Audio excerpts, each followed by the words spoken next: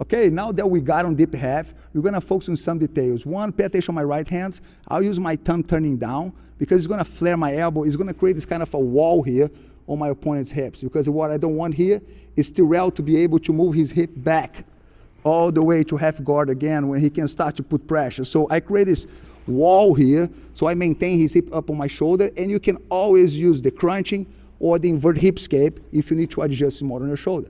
We're gonna do the pendulum sweep, basic and good one for all levels. So we're gonna use the solid rule that we discussed on the prior video.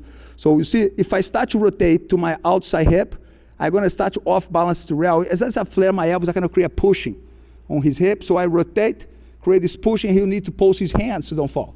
Most of the time when he poses his hands, you're gonna notice that as he pulls the hand, he's gonna try to push himself back. And I'm gonna use this momentum, I'm gonna flow with him. You see how my thumbs are down, but now I'm gonna control right on the pocket of the hip. My goal is to pull this elbow down so I can make his hip go to the ground. So look my pendulum, as he's pushing himself back, I'm gonna pendulum and put his hip down on the mat. So here we need to pay a lot of attention to don't expose our backs.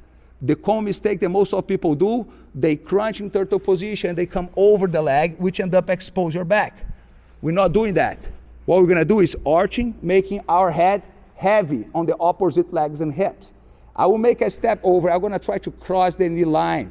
So I'm gonna end up in a good position. So I'm gonna bring my leg above the knee, switch my arm, and I'm gonna start to press with my leg and build a grip on the side of my partner knees. So as I start to build up, facing the far hip, the other hand scoop all the way to the far hip as well. So I start to walk back and build my over-under pass position. So I can go straight to a strong control right after my sweep.